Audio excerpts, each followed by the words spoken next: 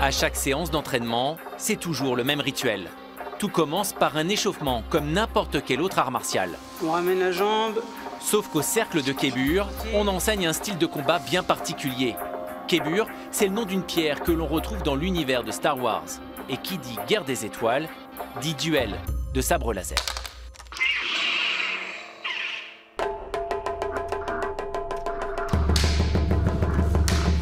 C'est dans la petite commune de Breteuil-sur-Iton que se trouve le premier club normand de combat sportif de sabre laser.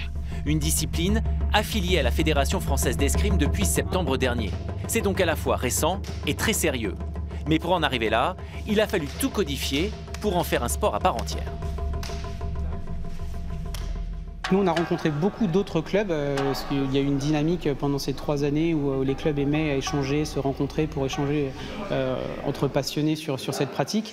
On a aussi rencontré des professionnels d'autres sports de combat et d'autres arts martiaux. C'est la richesse de cette discipline, justement, de mélanger toutes ces disciplines différentes pour avoir quelque chose de visuellement, techniquement différent avec des choses qui existent déjà. Au niveau de l'équipement, il faut un kimono, un masque d'escrime, des gants et bien sûr le fameux sabre, lumineux et sonore.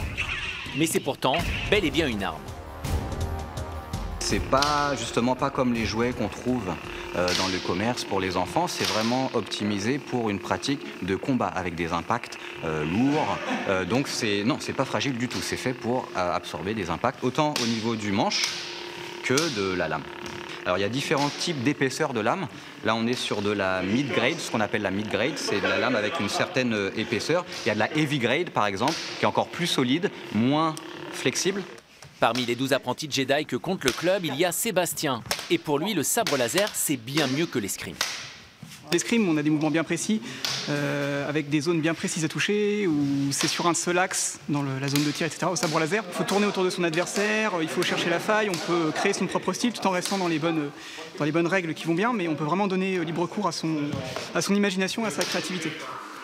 Sébastien est tellement accro qu'il compte s'inscrire au prochain tournoi. Là encore, tout est codifié. Les duels durent 3 minutes avec des points accordés en fonction des parties du corps qui sont touchées. Et à cela s'ajoutent des règles de priorité.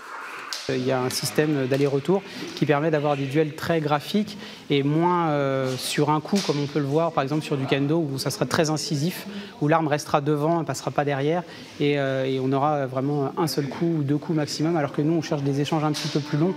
En vogue dans de nombreux clubs français, la discipline intéresse en outre de plus en plus de pays. Son apparition dans l'univers olympique pourrait certainement aller plus vite que la lumière. J'espère que vous avez passé un excellent moment de notre compagnie. Bonne semaine à tous et que la force soit avec vous.